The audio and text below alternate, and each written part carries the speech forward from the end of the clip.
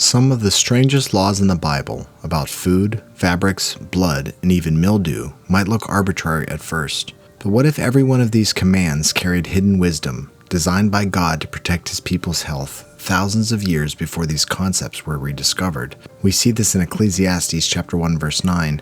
That which has been is what will be, and that which is done is what will be done, and there is nothing new under the sun. Today, we'll uncover the hidden health codes in the Bible and see how his word is still life to our flesh, and how the enemy has twisted and corrupted these laws. What do the Mosaic laws in the Bible say about health? Let's dive in.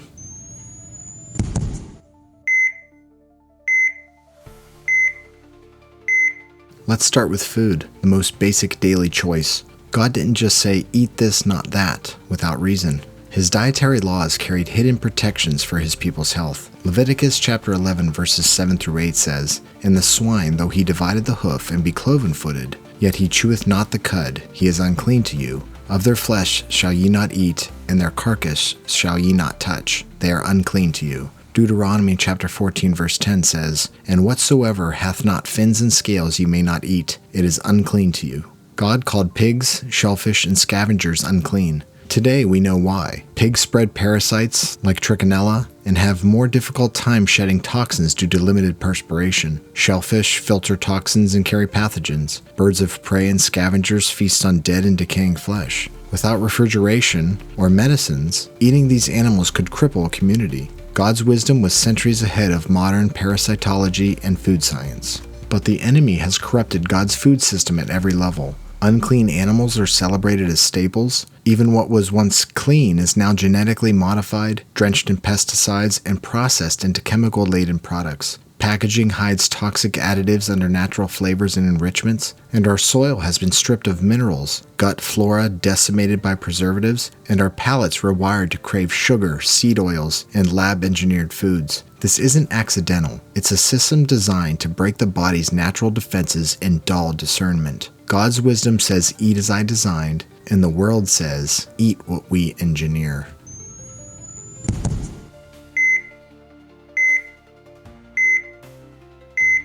Next, we see God giving Israel some of the earliest public health instructions about washing, quarantine, and sanitation, centuries before this became standard practice again. Leviticus chapter 13 verse 46 says, All the days wherein the plague shall be in him he shall be defiled. He is unclean. He shall dwell alone. Without the camp shall his habitation be. Leviticus chapter 15 verse 13 says, And when he that hath an issue is cleansed, he shall wash his clothes and bathe his flesh in running water, and shall be clean. Numbers chapter 19 verses 11 and 12 says, He that toucheth the dead body of any man shall be unclean 7 days. He shall purify himself. On the third day, and on the seventh day he shall be clean. Deuteronomy chapter 23 verse 13 says, And thou shalt have a paddle upon thy weapon, and shalt dig therewith, and shalt turn back and cover from which cometh from thee. Quarantine, hand-washing and running water, burial of waste and excrement, washing surfaces and clothing, and even timed purification cycles, God gave Israel a system of disease control unmatched in the ancient world. These commands prevented dysentery, cholera, and widespread contagion. Today, these same principles form the backbone of public health, proof that God's word was centuries ahead of our modern public health. Today, water systems carry industrial chemicals, harmful pharmaceuticals disguised as being beneficial, and microplastics directly into our homes. Hygiene is replaced with antibacterial chemicals that kill beneficial microbes while feeding resistant superbugs. Outbreak management is now used as a tool of fear and control rather than stewardship. The enemy flips God's principle. Instead of strengthening communities through clean practices and fresh water, modern systems weaken immunity and replace trusting God's wisdom with dependence on centralized solutions.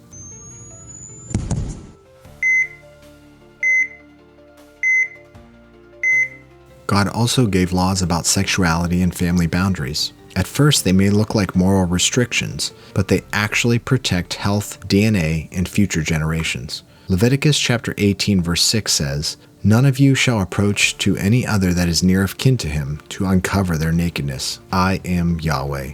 Leviticus chapter 18 verse 22 says, Thou shalt not lie with mankind as with womankind. It is an abomination.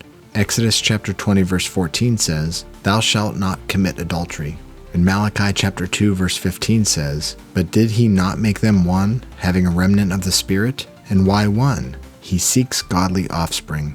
God's sexual boundaries protected more than morals. They preserved health and lineage. Incest leads to genetic defects. Adultery and promiscuity spreads disease, corrupts desires, damages mental health, and breaks families. Same-sex acts open up further avenues for disease and corrupt God's design. And another health layer to consider, epigenetics. Trauma, and especially sexual trauma, and immorality don't just scar the present. They can alter gene expression in children and grandchildren, carrying on demonic cycles of abuse and confusion. God's laws sought a godly seed, healthy bodies, healthy families, and healthy futures. The enemy dismantles these. Sexual immorality is marketed as empowerment. Children are sexualized before maturity. Family bonds are broken, fatherhood mocked, and promiscuity celebrated.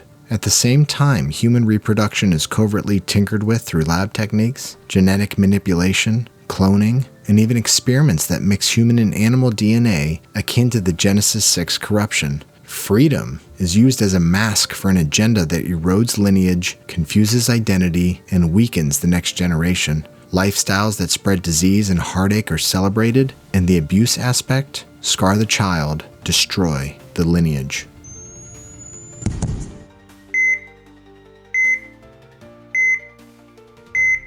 Blood is treated as sacred in Scripture. God gave strict commands about not eating or misusing it because he knew it carried both life and danger. Leviticus chapter 17 verses 11 through 12 says, "For the life of the flesh is in the blood. Therefore I say unto the children of Israel, no soul of you shall eat blood." And in Genesis chapter 9 verse 4 it says, "But flesh with the life thereof, which is the blood thereof, shall ye not eat." This was one of the first instructions given to Noah after leaving the ark. And in Acts chapter 15 verse 20 it says, "But that we write unto them that they abstain from blood." Blood was never to be consumed. It carries not only nutrients, but pathogens, hepatitis, HIV, and prions. But God's command wasn't only medical. Blood is life. It carries memories, hormones, and immune codes. Pagan nations drank blood in rituals, mingling identities and exposing themselves to death. God's people were set apart. Life belongs to him, and life is not to be consumed. In forbidding it, he protected both their health and their holiness.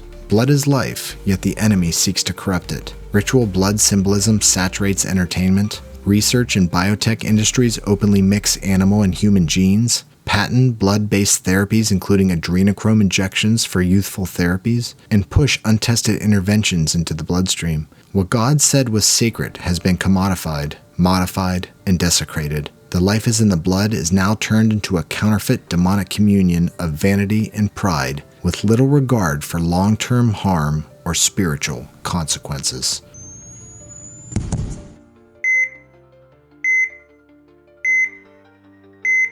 Some of God's laws go even further, touching on fabrics, oils, music, and even light. These point to the power of frequency and resonance in our health. Deuteronomy chapter 22 verse 11 says, "Thou shalt not wear a garment of diverse sorts, as of woolen and linen together." Exodus chapter 30 verses 34 and 35 it says, "And Yahweh said unto Moses, Take unto thee sweet spices, with pure frankincense, tempered together, pure and holy." 1 Chronicles chapter 25 verse 1 says, "Who should prophesy with harps, with psalteries, and with cymbals?" Exodus chapter 27 verse 20 says, "Command the children of Israel that they bring thee pure olive oil, beaten for the light, to cause the lamp to burn always." With fabrics, wool insulates but builds static. Linen is antibacterial and electrically stable. Priests wore only pure linen, avoiding static and irritation in God's holy place. There are many suppressed benefits of linen without being corrupted by mixed materials. Cellular harmony and healing, which promotes stabilization of biological processes at a subtle electromagnetic level. Protective shielding, which acts as a mild insulator against disruptive external fields, reducing interference. Purity and separation marker. Its resonance maintains distinctness, aligning with holiness laws of separation. With incense, frankincense and myrrh are antimicrobial and calming. Burning them in the tabernacle purified air and reduced stress in crowds. With music, the Levites were commanded to minister with instruments. Today, studies prove music regulates heartbeat, lowers cortisol, and strengthens immunity when played at the right frequencies. With light, The menorah used only pure olive oil, which burns clean. In enclosed spaces, this protected lungs from harmful smoke. These laws weren't meaningless details. God tuned his people's environment through fabrics, scents, sounds, and light to keep them healthy, holy, and whole. But today, synthetic fibers outgas toxins and build static against the skin. Chemical fragrances and air fresheners pollute indoor air instead of purifying it. Music is mass-produced at disharmonic tunings that agitate rather than soothe, saturating culture with lyrics and frequencies that degrade rather than uplift. Even our light, flickering blue LEDs and fluorescent bulbs, disrupts circadian rhythms and hormones. The enemy knows frequency heals, so he fills the world with counter-frequencies that exhaust the body and dull the spirit.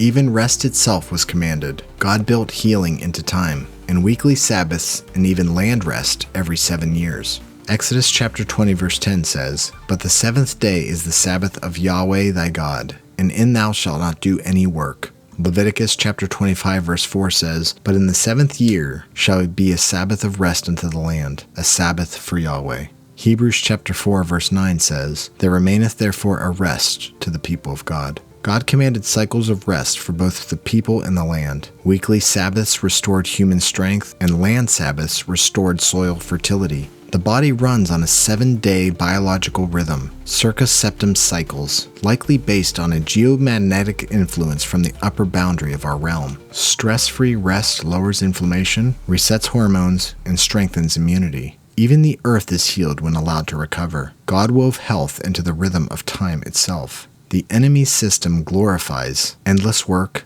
hustle culture, 24/7 commerce, and over-farming of land. People are sleep-deprived, stressed, and disconnected from natural rhythms. The soil is depleted, animals overbred, and humans medicated to keep going with little to no life satisfaction. Instead of rest bringing restoration, we're taught rest is laziness and exhaustion is normal. This inversion leaves body, mind, and creation all burnt out.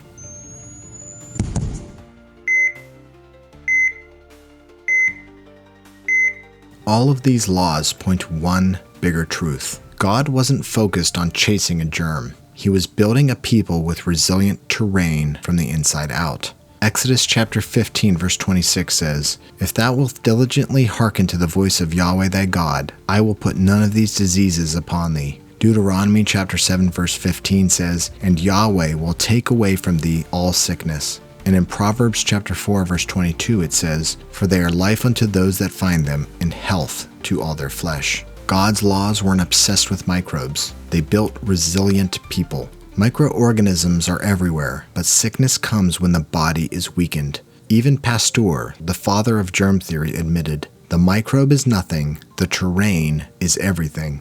God was teaching that long before. Obedience was the immune system of the nation. God taught his people to strengthen the inner terrain, but the enemy tells the world to fear invisible threats while ignoring diet, lifestyle, and sin that destroy resilience. Health becomes a commodity, sold back to people in the form of pills, shots, and processed solutions that do nothing but manage and mask symptoms while the underlying terrain is left to rot. This keeps populations dependent, fearful, and easily controlled. The opposite of God's design for a strong and discerning people.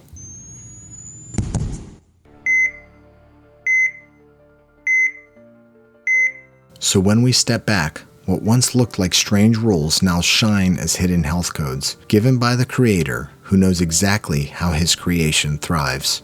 These commands made Israel distinct. While other nations were devastated by plagues and collapse, God's people prospered when they obeyed. His laws weren't arbitrary, they were advanced, protective, and life-giving. Every detail, from a priest's linen robe to Sabbath rhythms, shows that God, the creator of life, knew exactly what his creation needed to flourish. Every single law God gave, food, water, sexuality, blood, fabrics, rest, has been systematically inverted by the enemy. What he called unclean is now promoted as healthy. What he called holy is mocked as superstition. What he gave for freedom is sold as bondage. Yet his word still stands. His health codes still work. And every time you choose his wisdom over the world's counterfeit, You reclaim ground stolen by the enemy. Proverbs chapter 4 verses 20 through 22 says, "My son, attend to my words, for they are life unto those that find them, and health to all their flesh." And Proverbs chapter 3 verse 8 promises God's wisdom is health to thy navel and marrow to thy bones. What the world calls superstition, history calls survival. What we now call groundbreaking discoveries, God declared from the beginning. The Bible isn't just a spiritual guide. It's the greatest health manual ever written, because the author of life also authored the laws of life.